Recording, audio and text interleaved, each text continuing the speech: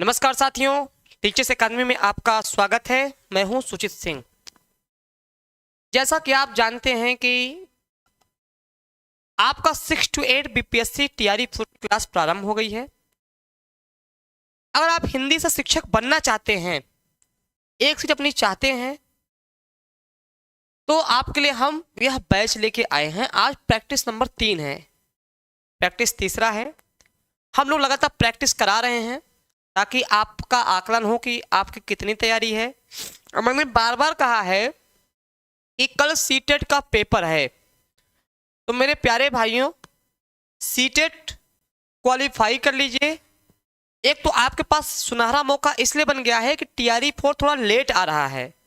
शायद टीआरई 3 का रिजल्ट नवंबर तक आ जाता तो टीआरई 4 दिसंबर में देखने को मिल जाता। तो बहुत बच्चे ऐसे हैं जो सीटेट क्वालिफाई करते 6 to 8 का फॉर्म नहीं भर पाते, लेकिन ईश्वर की कृपा आपके साथ है कि टीआरई 4 थोड़ा सा लेट आ रहा है टीआरई 3 के रिजल्ट में देरी होने की वजह से। इसलिए आपके पास एक गोल्डन चांस मिल गया है टीआरई 4 में 6 to 8 और 1 से 5 शिक्षक बनने का। वह तभी संभव है जब आप सीटेट क्वालिफाई होंगे, वो भी 90 नंबर, चाहे ओबीसी हो एसटी एससी हो, 90 नंबर, क्योंकि अदर स्टेट में जाएंगे तो जनरल में आ जाएंगे। और जिनका सीटेट क्वालिफाई है वो तो तैयारी में लग जाए, उनके लिए कोई इफ और बट नहीं है। ठीक, और यह नई टाइमिंग है। कल टाइम चेंज हो गया है। अब से यह क्लास आपकी 5 बजे चलेगी, पर डे चलेगी 5 बजे। कल थोड़ा सा ये था कि कुछ समस्याएं आ रही थी, मैंने बता दिया था। तो चलिए आज हम प्रश्न पे बात करेंगे, उसकी व्याख्या बात करेंगे और क्या क्या प्रश्न पूछे जाते हैं उस पर बात करेंगे। तमाम चीज़ों पे चर्चा होने वाली है। तो फिलहाल में चलिए अब हम सीधे प्रश्न पे आते हैं। ये बीपीएससी टीआरई 4 6 to 8 हिंदी, मैं सुचित सर, आप लोग को पर डे आपकी प्रैक्टिस चलेगी और यह पर डे 5 बजे क्लास चलेगा। ठीक, 96 28 95 92 37 यह नंबर है। आपको कॉल और मैसेज करना है तो आप पूछ सकते हैं। तो अब आते हैं प्रश्न पे, तो सीधे प्रश्न पे बात करते हैं। अब आप लोग को उत्तर देना अनिवार्य है। आप लोग ना उत्तर बहुत कम देते हो भाई, जब तक स्वयं का आकलन नहीं करोगे कैसे मजा आएगा। ठीक, तो चलिए अब देखते हैं कि पड़ी थी बिजली सी विकराल, लपेटे थे घन जैसे बाल, इस पंक्ति में कौन सा अलंकार है? उपमा, रूपक, विप्सा और संदेह। तो यहां पर आपको अलंकार बताना है। आपका 6 to 8 में व्याकरण और साहित्य दोनों से बराबर बराबर प्रश्न आएंगे, तो दोनों को हमें पढ़ना है। ये नहीं केवल हम व्याकरण पढ़ लिए साहित्य नहीं पढ़े, या केवल साहित्य पढ़ लिए व्याकरण नहीं पढ़े, दोनों को आपको पढ़ना पड़ेगा। इसके साथ ही साथ जो टेक्स्ट बुक रखी जाएगी, जब सिलेबस आएगा टेक्स्ट बुक भी रखी जाएगी ना वहाँ की, उसको भी हम लोग पढ़ेंगे। तो यहाँ पर क्या करना है? पड़ी थी बिजली सी विकराल, लपेटे थे घन जैसे बाल, इस पंक्ति में कौन सा अलंकार है? अलंकार बताना है। तो आपको पता है कि यहाँ पर सा से सम, अगर देखिए कुछ होता है स्मार्ट पढ़ाई जो कि आप ट्रिक के माध्यम से जान सकते हैं। जहां पर सा से सम सरिस समान, अगर इनमें से कुछ भी दिख गया तो आप जो है कुछ नहीं आ रहा है तो आप उपमा अलंकार लगा सकते हैं। अगर इसकी परिभाषा बात की जाए, जहां उपमेय की तुलना उपमान से की जाती है, यहाँ पड़ी थी बिजली सी विकराल, तो यहाँ पे बिजली सी आ गया। ठीक है, पड़ी थी बिजली सी विकराल, लपेटे थे घन जैसे बाल, तो जैसे भी आ गया। ठीक, इसलिए यहाँ पे क्या हो गया? उपमा अलंकार हो गया। उपमा अलंकार हो गया। इसके 4 अंग होते हैं। कौन कौन से 4 अंग होते हैं? कभी कोई पूछ लेता है। उपमेय, पहला अंग क्या है? उपमेय। कई बार पूछा गया है कि उपमा के कितने अंग होते हैं? उपमेय, उपमान, वाचक शब्द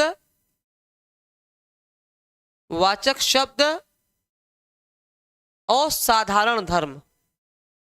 साधारण धर्म कई बार पूछा गया है कि उपमा कुल कितने अंग होते हैं, तो अब आपको क्या बताना है?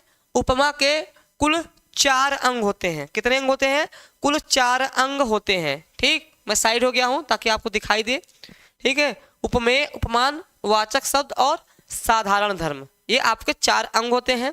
अगर मैं बात करूं और इसमें डिटेल जाने की, तो ठीक, तो उपमेय जिससे तुलना की जाए, उपमेय जिससे तुलना की जाए, उपमान जिसकी तुलना की जाए, दोनों हो गए। वाचक शब्द आपके ये हैं, ये क्या है, ये सब वाचक शब्द हैं। ये क्या है, वाचक शब्द हैं, वाचक शब्द आपके हैं, वाचक शब्द हैं, ठीक। और साधारण धर्म क्या होता है, जो उपमेय और उपमान दोनों में कॉमन होता है। जैसे तुम्हारा मुख चंद्रमा के समान सुंदर है, जो सुंदर शब्द आ गया, सुंदर, सुंदर चंद्रमा भी है और सुंदर जो है मुख भी है, तो सुंदर क्या हो गया, कॉमन हो गया, कॉमन हो गया। जो उपमेय उपमान दोनों में कॉमन होता है वह साधारण धर्म कहलाता है। अगर थोड़ा डीपली पूछ ले प्रश्न को कि भैया पूर्णोपमा है, लुप्तोपमा है, मैं आपको इस लेवल पे पढ़ाऊंगा कि आप अगर 9-10 की भी तैयारी कर रहे हैं, अगर आप बीपीएससी का 11-12 की भी तैयारी कर रहे हैं, उसके लिए भी यह क्लास पर्याप्त है। 6 to 8 के लिए तो है ही, 9, 10, 11, 12 की भी तैयारी कर रहे हैं बीपीएससी टीआरई 4 में, उसके लिए भी यह क्लास पर्याप्त है। इतना मैं नॉलेज आपको दे दूंगा, इतना डीपली में पढ़ा दूंगा कि पेपर सरल हो कठिन हो आपका चयन होगा। तो यहाँ पे उपमेय उपमान वाचक शब्द और साधारण धर्म, तो उपमा के 4 अंग होते हैं, उम्मीद है आप समझ गए होंगे। जिसमें चारों अंग होते हैं उसे पूर्णोपमा बोलते हैं।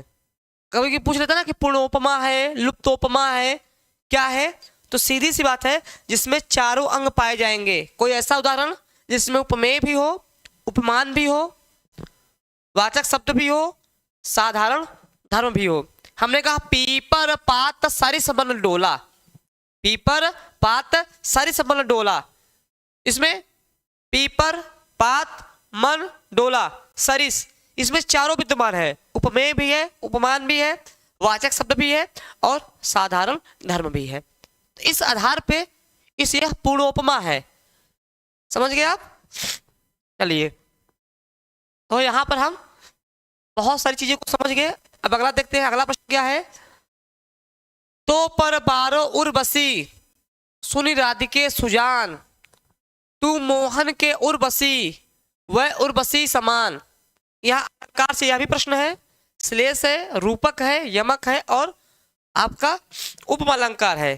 तो शायद उपमा तो आप पहचान गए, उपमा में कोई दिक्कत आपको होने वाली नहीं है। तो आपसे रिक्वेस्ट है कि आप लोग प्लीज जो भी जुड़ते हैं आप लोग उत्तर भी दिया करिए, आंसर देने का कृपा किया करिए। आंसर देंगे तभी मजा आएगा, हाँ सर इसका ये है, इसका ये है, ताकि आपका भी मैं जान जाऊं कितनी तैयारी चल रही है। ठीक, यहां पर तो पर बारो उर्वशी, एक होता है अलंकार यमक। क्या होता है, यमक अलंकार।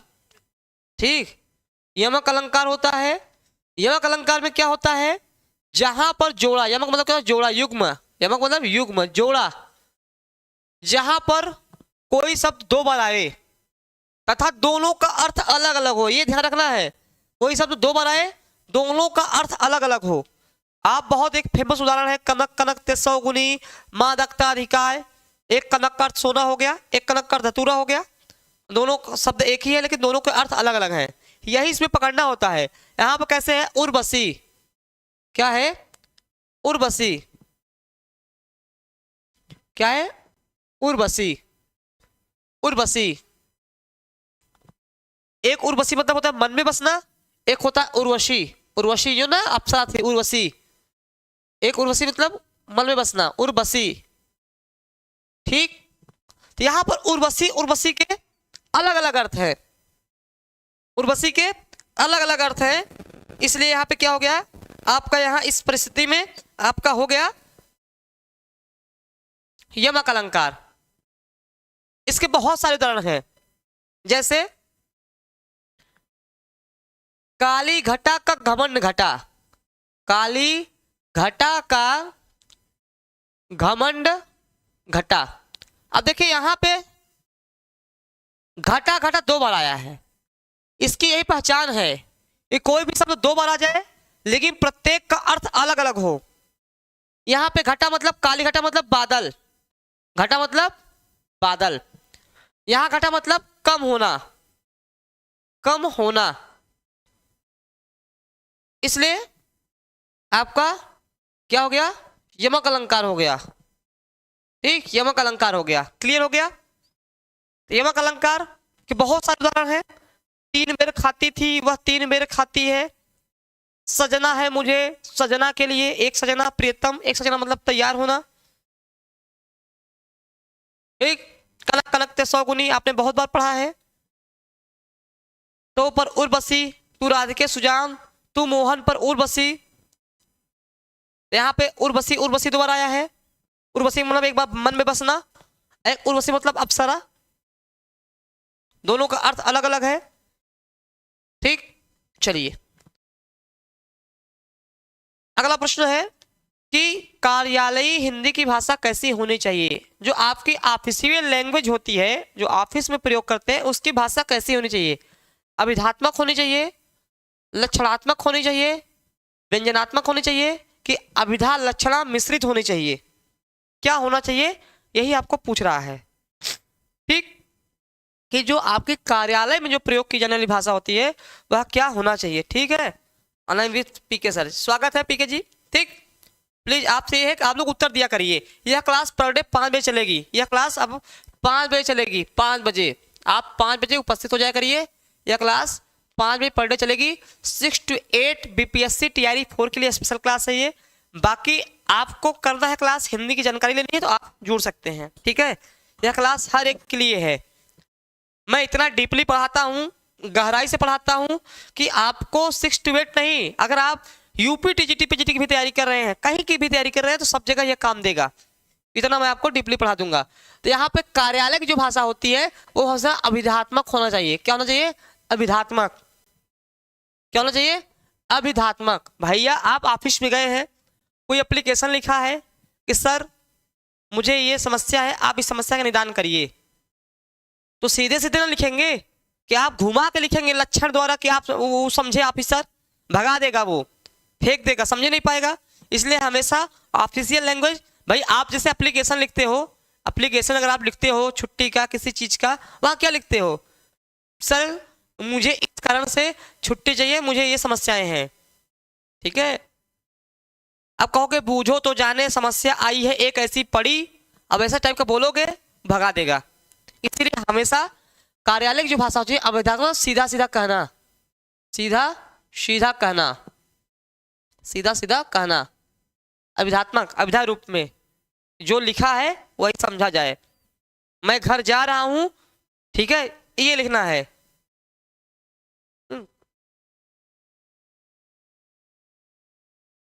अब ऐसे लिख दिया सूरज डूब गया रात में, हम डूब गए गिलास में, अब ऐसा बोलोगे तो ये भाषा क्या है, अच्छी लग सकती है लेकिन कार्यालय के लिए थोड़ी अच्छी है। अगला है हिंदी को राष्ट्रभाषा घोषित करने वाले अहिंदी। यहाँ पे देखिए अहिंदी शब्द का प्रयोग किया है। अहिंदी भाषी प्रस्तावक का नाम क्या था। तो अहिंदी भाषी आपको एक नाम ऐसा खुद ही लग जाएगा कि यहाँ पे एक नाम ऐसा क्या है जो लग रहा है कि अहिंदी लग रहा है। तो यहाँ पर पढ़ने में आता है समझ में एक नाम कि गोपाल स्वामी अयंगर, गोपाल स्वामी अयंगर। ठीक, क्लियर हो गया।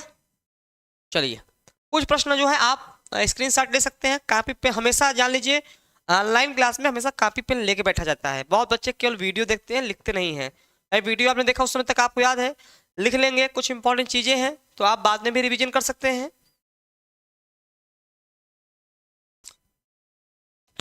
शैली से देवनागरी, बांग्ला, गुरुमुखी आदि लिपियों का विकास हुआ है। देवनागरी, बांग्ला, गुरुमुखी और आदि का पूर्वी से, पश्चिमी से, दक्षिणी से और उत्तरी से। ये सब प्रश्न थोड़ा सा आपके बढ़िया प्रश्न है, अगर आता है तो इसको तुरंत कर लीजिए।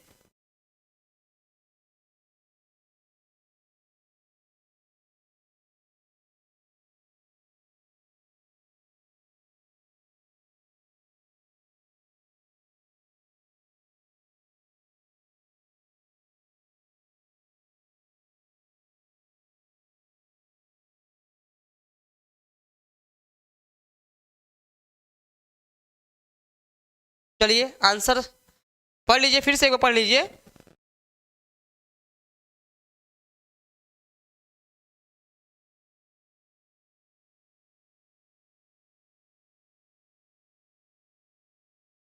चलिए आंसर क्या होगा, डी, उत्तरी। उत्तरी जो है, उत्तरी शैली से देवनागरी, बांग्ला, गुरुमुखी आदि का हुआ है। ठीक, इसको याद कर लीजिएगा उत्तरी शैली से। अब सबसे पहले देखिए, अगर मैं बता दूं लिखने लायक अगर आपकी बातें हैं, तो ब्राह्मी शैली की उत्तरी शैली 4वीं-5वीं शताब्दी में गुप्त लिपि तथा गुप्त लिपि से 6वीं सदी में कुटिल लिपि। देखिए यहाँ समझिएगा, सबसे पहले ब्राह्मी लिपि सबसे प्राचीन है। ब्राह्मी लिपि यहाँ से सबसे प्राचीन ब्राह्मी लिपि है। इसको लिखते भी जाइएगा ताकि कुछ याद रहे कि उत्तरी शैली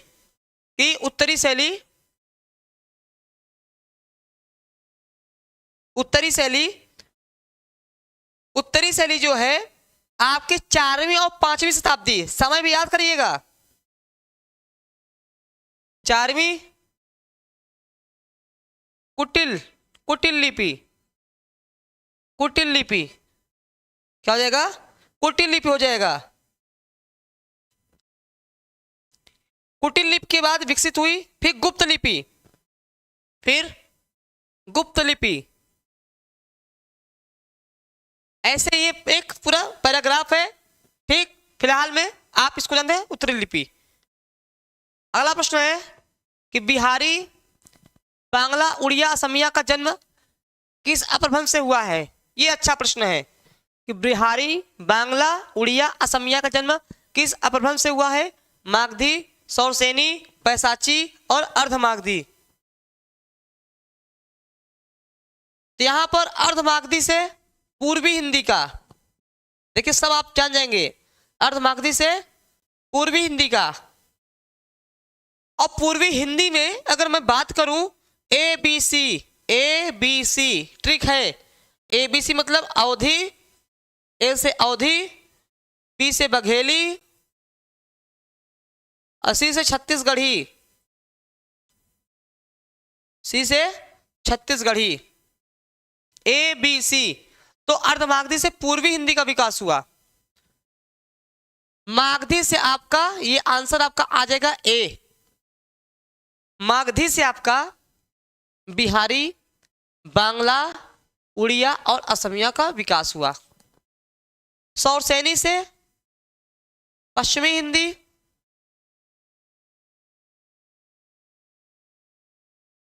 राजस्थानी और गुजराती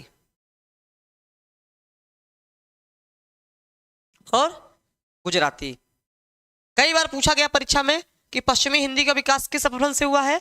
सौरसेनी अपभ्रंश से। राजस्थानी का विकास किससे हुआ है? आपके सौरसेनी से। गुजराती का किससे हुआ है? सौरसेनी से। इसमें 5 उपबोलियां आती हैं, इसमें 4 आती हैं। ठीक, जैसे जयपुरिया, जयपुर में मामा, जयपुरिया, मेवाती, मारवाड़ी, मालवी। इसमें आपके हरियाणवी, ब्रजभाषा, कन्नौजी, खड़ी बोली, ये सब आपके इसमें आ जाते हैं। मागधी में बिहारी, क्योंकि हम बिहारी हमें पढ़ना है, भोजपुरी, मैथिली और मगही। ठीक, इसमें आपका बिहारी, तो बिहारी खासतौर बिहारी में क्या आएगा? एक ट्रिक है भोजपुरी मैम, ये ट्रिक है। अब इसको कैसे पकड़ेंगे? पहला हो गया भोजपुरी। अगर आपसे पूछ ले बिहारी में कौन कौन सी बोली आती है, तो भोजपुरी मैम, पहला भोजपुरी, मैं से मैथिली, और मैं से मगही। क्योंकि बिहार में ये प्रश्न बहुत इंपॉर्टेंट है, क्योंकि आप बिहार में पेपर देने जा रहे हैं। जब बिहार में पेपर देने जा रहे हैं तो बिहार की चीजों को तो जानना अति आवश्यक है। तो मागधी में बिहारी आता है तो प्रश्न बहुत इंपॉर्टेंट हो गया, क्योंकि बिहार से सीधा जुड़ा हुआ है। जहां का पेपर देने जा रहे हो आप, सीधे वहीं से अगर कोई प्रश्न जुड़ रहा है तो वो तो इंपॉर्टेंट हो ही जाएगा। इसलिए बिहारी में भोजपुरी मैम यह ट्रिक है। यह क्या है? ट्रिक है। पहला भोजपुरी, मैथिली और मगही। राजस्थानी में जयपुर में मामा, एक ट्रिक है। ये ट्रिक है, क्या है? ट्रिक है। जयपुर में मामा, पहला क्या हो जाएगा? जयपुरी। जयपुरी, पहला क्या हो जाएगा जयपुरी। में से मेवाती, में से मेवाती। माँ से मारवाड़ी,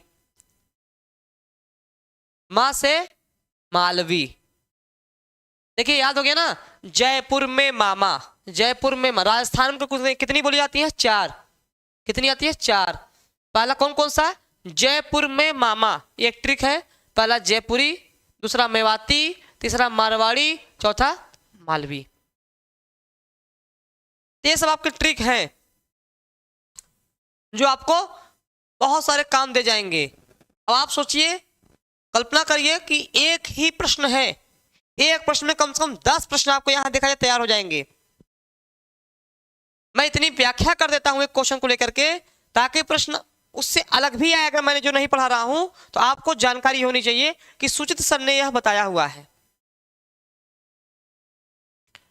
वे ध्वनियां जिनके उच्चारण में स्वर तंत्रियों के निकट आ जाने से उनके बीच निकलती हवा में से उनमें कंपन होता है, कंपन होता है। बताना है, नासिक ध्वनि, काकल्य स्पर्शी ध्वनि, घोष ध्वनि, महाप्राण ध्वनि। अब देखिए प्रश्न बहुत सरल है, लेकिन बस परिभाषा को थोड़ा सा अलग बना दिया गया है।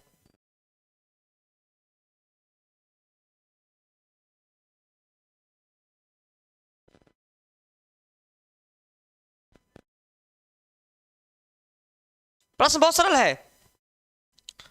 प्रश्न क्या है, बहुत सरल है। तो जिसमें स्वर तंत्र कंपन करता है उन्हें घोष या सघोष कहते हैं। दोनों नाम है, घोष या सघोष।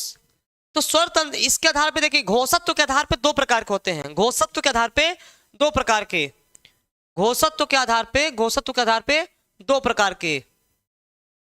कौन कौन से, पहला अघोष, दूसरा सघोष। सघोष को घोष भी कहते हैं, देखो वहां पे घोष दिया है। जिसमें स्वर तंत्री कंपन नहीं करती है उसे अघोष बोलते हैं। और जिसमें स्वर तंत्री कंपन करती है, स्वर तंत्री मतलब गले में कंपन, ऐसे भी बोल सकते हैं। जिसमें गले में कंपन होता है, कंपन नहीं होता है, नहीं होता गले में, इसमें क्या है, होता है।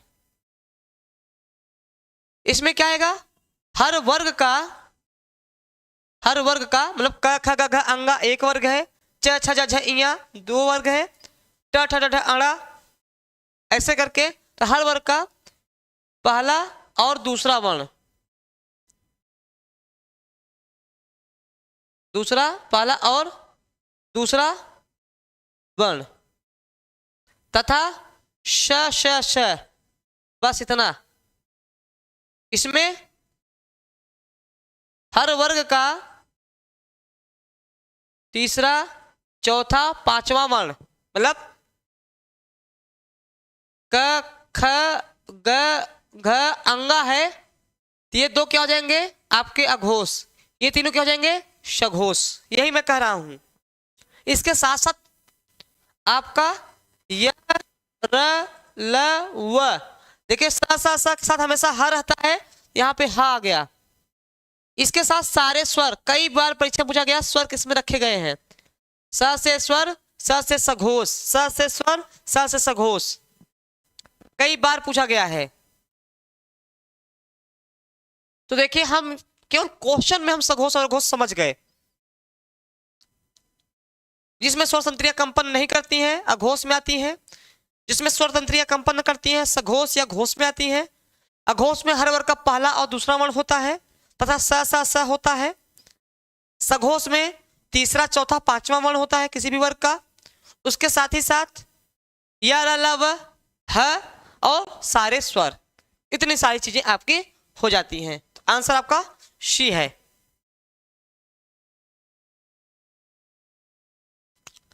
अगला प्रश्न देखेंगे, निम्नलिखित वाक्य में कोष्ठक में दिए गए शब्द के उपवाक्य का नाम बताइए। अब कोष्ठक में दिया गया उसको पकड़ना है। शिखा ने कहा कि वह कल एक नाटक देखने जा रही है। शिखा ने कहा कि वह कल एक नाटक देखने जा रही है। अब यहाँ पे पूछा है क्रिया विशेषण उपवाक्य है। क्रिया उपवाक्य है, संज्ञा उपवाक्य है, या विशेषण उपवाक्य है? आपको ये बताना है ये क्या है।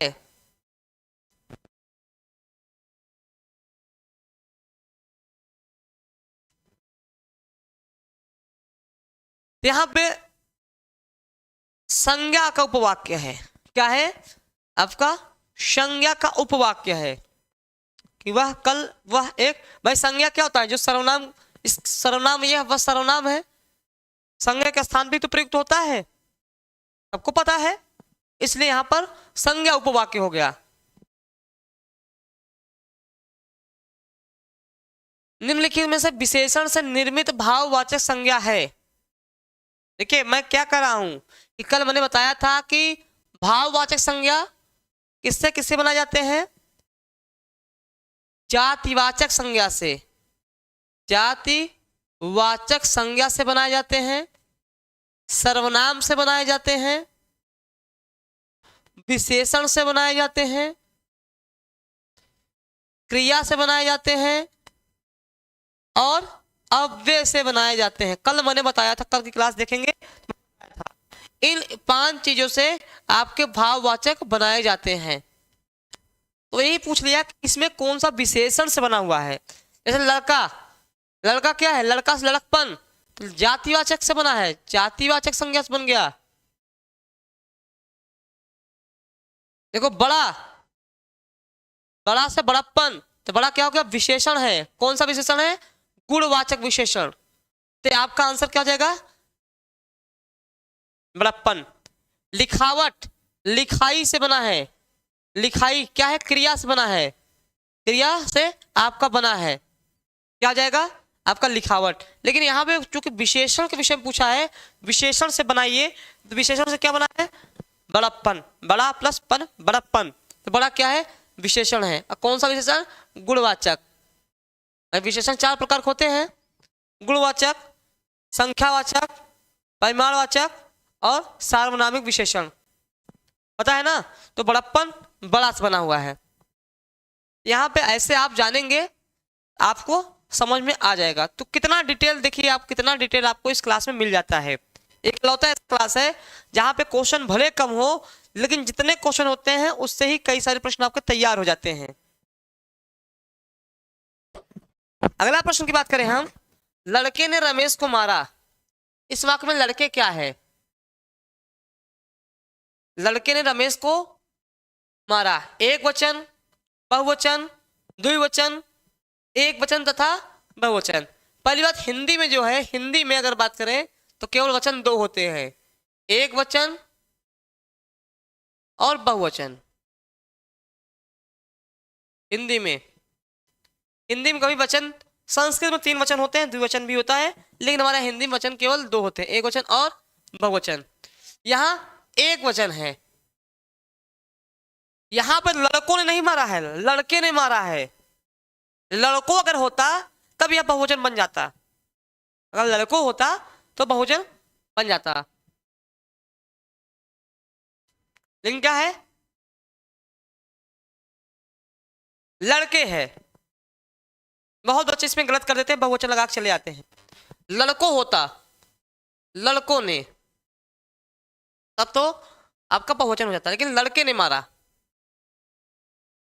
ये देखिए ऐसे प्रश्न आपके ध्यान से अगर नहीं देंगे, ध्यान से नहीं पढ़ेंगे, तो प्रश्न गलत हो जाएंगे।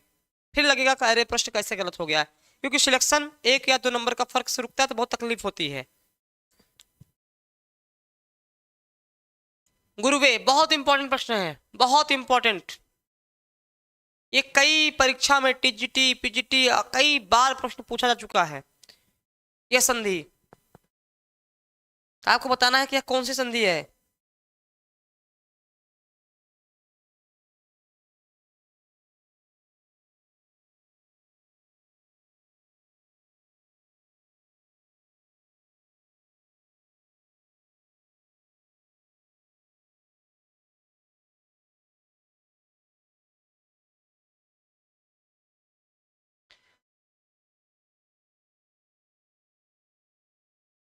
ये गुरु है, हाँ, गुरु प्लस ए क्या हो जाएगा?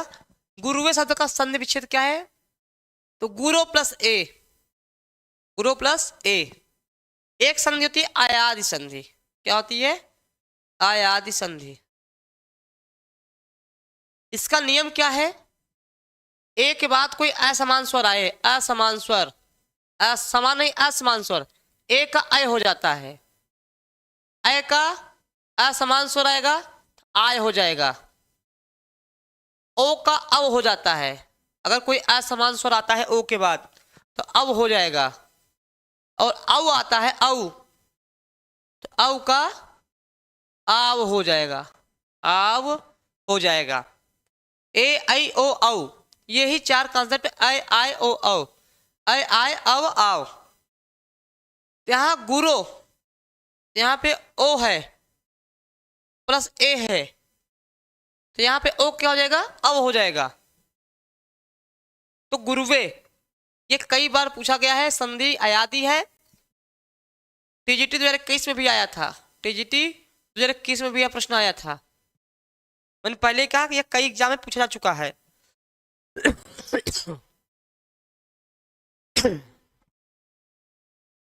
अगला प्रश्न है, निम्नलिखित में से वृद्धि संधि का उदाहरण कौन सा है? नहीं है।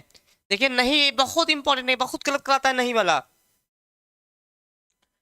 नहीं वाला प्रश्न बहुत बार गलत कराया है।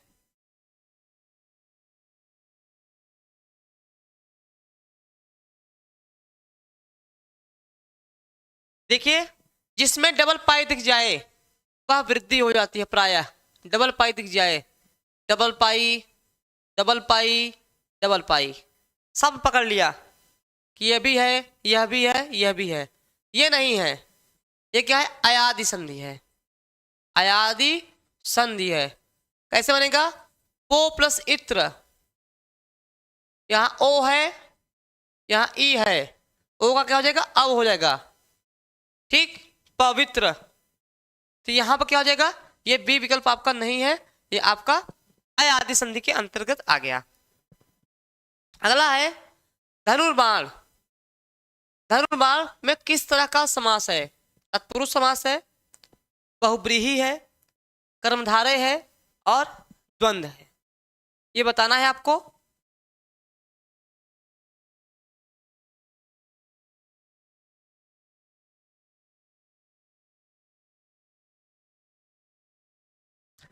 जहां पर दोनों पद प्रधान हो, यहां पर दोनों पद प्रधान हो, दोनों पद प्रधान हो, तो धनुष और बाण, धनुष और बाण, तो धनुष भी प्रधान है, बाण भी प्रधान है। इसमें और, अथवा, या, ये तीन चीजें आपको इसको विग्रह करने पर, तोड़ने पे दिख जाएंगी द्वंद्व समास में। किसमें? द्वंद्व समास में। जैसे माता पिता, कपड़ा लत्ता, रात दिन, पाप पुण्य, नमक मिर्च, ये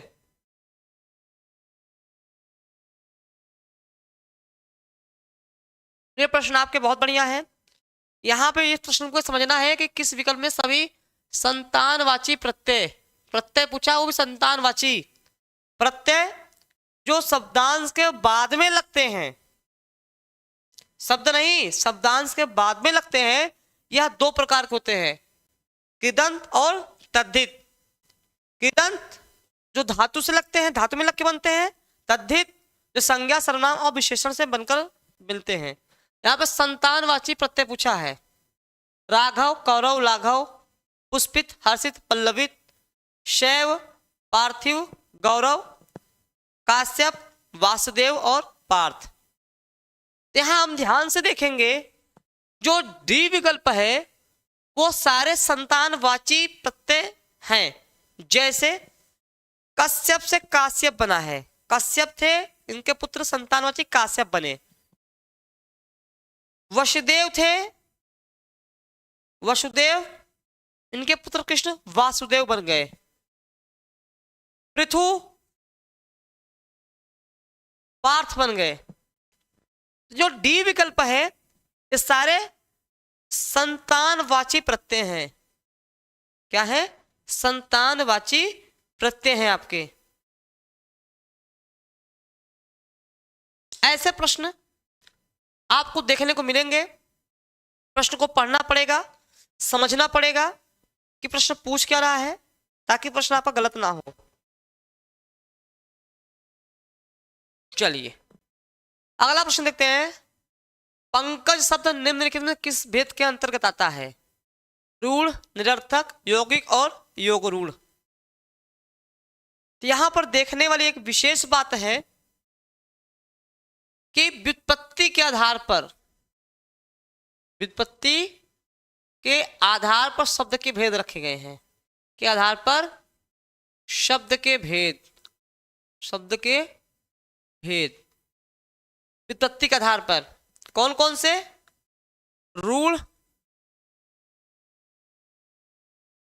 रूढ़, यौगिक, योग रूढ़, रूढ़, यौगिक और योग रूढ़, रूढ़, यौगिक और योग रूढ़। यह तीन प्रकार के व्युत्पत्ति के आधार पर शब्द के भेद होते हैं। रूढ़ का मतलब क्या होता है? जो शब्दों के योग से न बनते हो तथा जिनका खंड करने पर कोई अर्थ न निकले। जैसे पानी लिखा हमने, तोड़ा, पा प्लस नी, न इसका कोई अर्थ है न कोई इसका अर्थ है। रूढ़ मतलब जो शब्दों के योग से न बने। यौगिक जो शब्दों के योग से बने तथा दोनों का अर्थ हो, जो शब्दों के योग से बने तथा दोनों का अर्थ हो। जैसे विद्यालय, विद्या प्लस आलय, विद्या मतलब शिक्षा, आलय मतलब घर, अर्थात शिक्षा के लिए घर। योग रूढ़ क्या होता है? थोड़ा इससे स्पेशल होता है।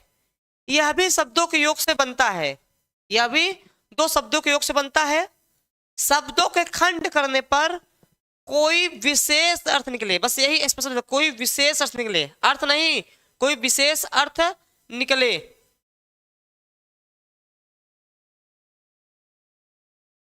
बहुब्रीही समास के बहुत सारे उदाहरण आपके योग रूढ़ के अंतर्गत आते हैं। पंकज, पंक प्लस ज, पंक मतलब कीचड़, ज मतलब उत्पन्न। अब देखिए ध्यान रखिए, कीचड़ में बहुत सारी चीजें उत्पन्न होती हैं। सिंघाड़ा भी होता है, काई, जोंक, मकाई, कई सारी चीजें होती हैं। लेकिन कमल के लिए विशेष बन गया है, मतलब पंकज मतलब कमल, इसलिए क्या हो जाएगा? योग रूढ़ हो जाएगा। जैसे हमने कहा चारपाई, चारपाई मतलब भाई जिसके चार पैर हो। कुत्ते के भी चार पैर होते हैं, कहोगे कि वह चारपाई जा रहा है। गाय के भी चार पैर होते हैं, कहोगे चारपाई जा रहा है? नहीं। चारपाई मतलब चार पैरों वाले, अर्थात सोने का विशेष स्थान। जब कोई चीज किसी लिए विशेष हो जाती है तो वह योग रूढ़ के अंतर्गत आती है। तो उम्मीद है कि आप यहां समझ गए होंगे। अगला प्रश्न की बात करें हम, विलोम से है कि एक शब्द कौन सा अशुद्ध है? तीन शुद्ध है, एक अशुद्ध है। गमन का आगमन, निषिद्ध का विहित, आमिष का सामिस, व्यास का समास। ये बिल्कुल शुद्ध है, ये भी सही है, ये भी सही है। आमिष सामिस एक ही शब्द हैं, आमिष और सामिस एक ही शब्द हैं।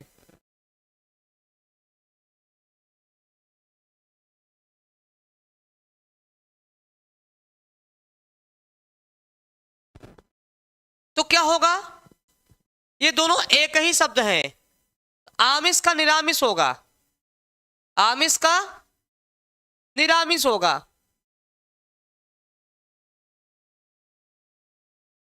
इसलिए सी विकल्प आपका सही है। मतलब सी विकल्प गलत है, इस विकल्प में सही है।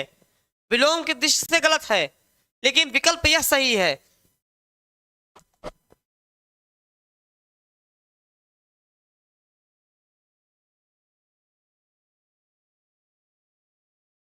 महाधरता का विलोम है सुचिता, अध्यर्थता, अल्पाधरता, उपयुक्त में से कोई नहीं। थोड़ा सा आज क्लास थोड़ा सा हम पहले समाप्त करेंगे, थोड़ा सा मुझे बोलने में बड़ी दिक्कत हो रही है सर्दी जुकाम की वजह से।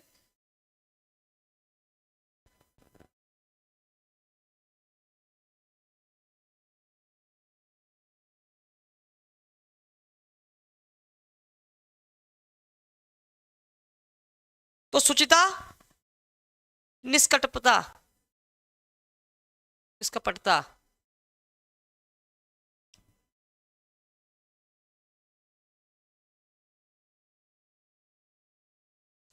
सी हो जाएगा अल्पाधरता, महाधरता का अल्पाधरता।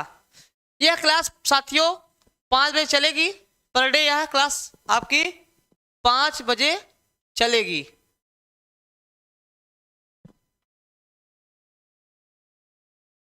क्लियर? अशुद्ध शब्द नहीं है, नहीं पूछा है। याज्ञ वलैक्य, याज्ञ वलैक्य, मंत्री परिषद, पुनरपि, क्योत्सना, सब अशुद्ध है। एक ही केवल शुद्ध है, एक ही केवल क्या है? शुद्ध है।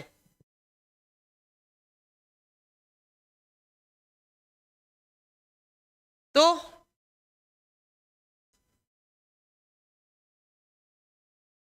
यह केवल क्या ये होगा ना? आप लोग भी उत्तर देते रहिए ताकि मजा आ जाए।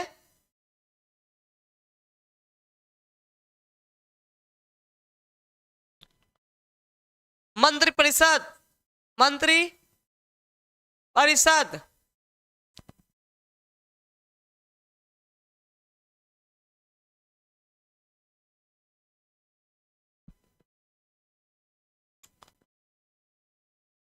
जो सना, 3 हो गया। केवल शुद्ध क्या है? पुनरपि। शुद्ध क्या है? पुनरपि।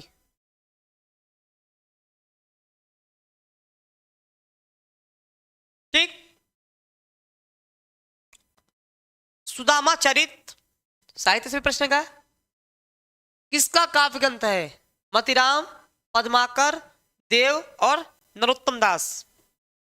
सुदामा चरित की बात हो रही, किसका है?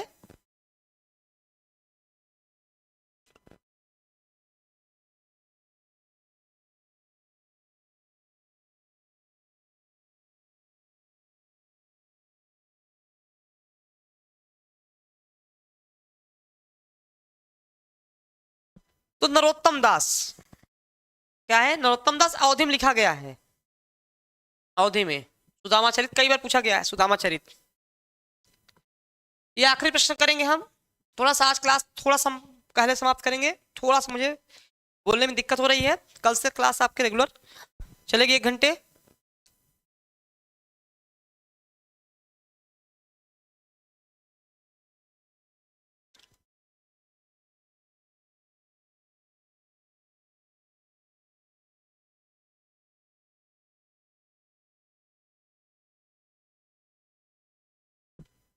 इनमें से सूफी काव्यधारा कवि कौन सा नहीं है? सूफी काव्यधारा कवि नहीं है। मुल्ला दाऊद, जायसी, नाभादास और कुतुबन। इसमें जो है नाभादास जो है, यह आपके सगुण काव्यधारा के, सगुण काव्यधारा के राम भक्त शाखा के, राम भक्ति शाखा कवि हैं। राम भक्ति शाखा के कवि हैं और इनकी अष्टायाम बहुत फेमस है। और भक्तमाल और अष्टायाम, भक्तमाल और अष्टायाम, भक्तमाल और अष्टायाम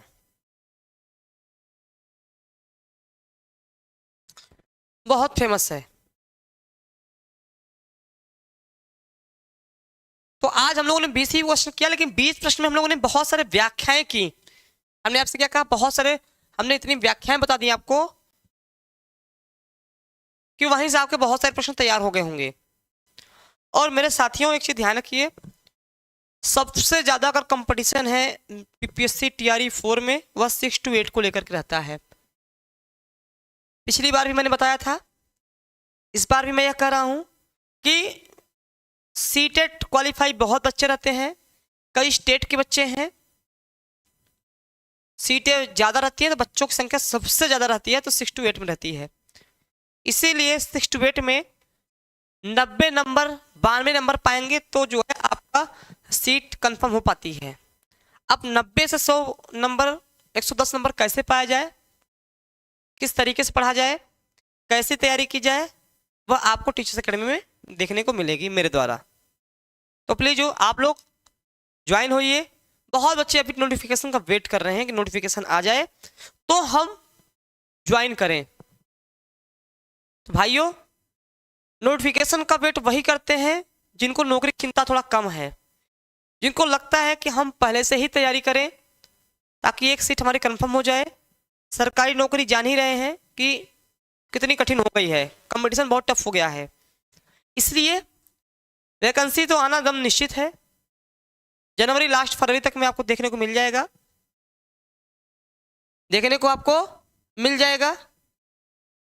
तो आपको अभी से लग जाना है, क्योंकि कम से कम 3 महीने, कम से कम अगर जनवरी फरवरी मार्च, तो जनवरी फरवरी मार्च दिसंबर लगभग जाने वाला है।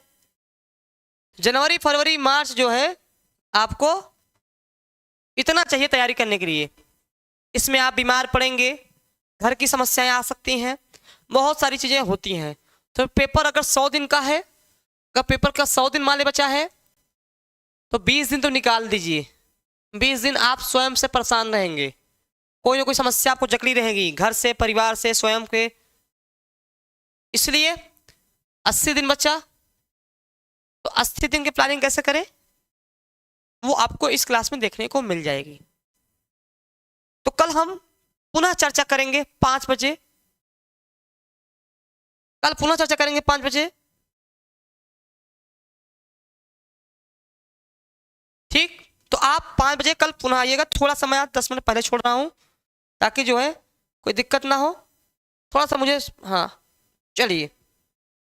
अब आपसे हम कल मिलेंगे 5 बजे और भी क्वेश्चन के साथ। थोड़ा सा मुझे आज सर्दी जुकाम की प्रॉब्लम ज़्यादा है तो बोलने में थोड़ा सा असहज महसूस हो रहा है, तो पुनः नए प्रश्नों के साथ हम मिलेंगे और प्लस सिलेबस पे भी चर्चा करते हैं, क्योंकि बच्चे बहुत करते हैं सिलेबस की भी जानकारी दे देते, तो उसके अकॉर्डिंग हम लोग तैयारी करते रहते हैं। तो कल हम लोग सिलेबस पे भी चर्चा करेंगे। हालांकि मैंने सिलेबस पे एक मेरा पूरा वीडियो बना हुआ है कि क्या योग्यता चाहिए, सिलेबस में क्या क्या पढ़ना है, सब पे मैंने एक वीडियो बनाया हुआ है, तो मैं पुनः उस चीज़ को दोहरा दूंगा। तो चलिए फिलहाल अब आपसे फिर मिलेंगे कल 5 बजे। तो आप याद कर लीजिए 5 बजे यह आपकी क्लास बिल्कुल चलेगी। 5 बजे कोई भी जानकारी चाहिए 96 28 95 92 37 यह नंबर हमारा है। और 6 to 8 हिंदी, 6 to 8 हिंदी की क्लास आपकी यह चलेगी मेरे द्वारा, ठीक। जैसे कि 3 प्रैक्टिस हो चुके हैं। चलिए अब आपसे पुनः मिलेंगे कल, तब तक आप तैयारी रखिए, लगातार तैयारी करते रहिए ताकि सिलेक्शन आपका हो जाए। चलिए कल पुनः मिलते हैं, धन्यवाद।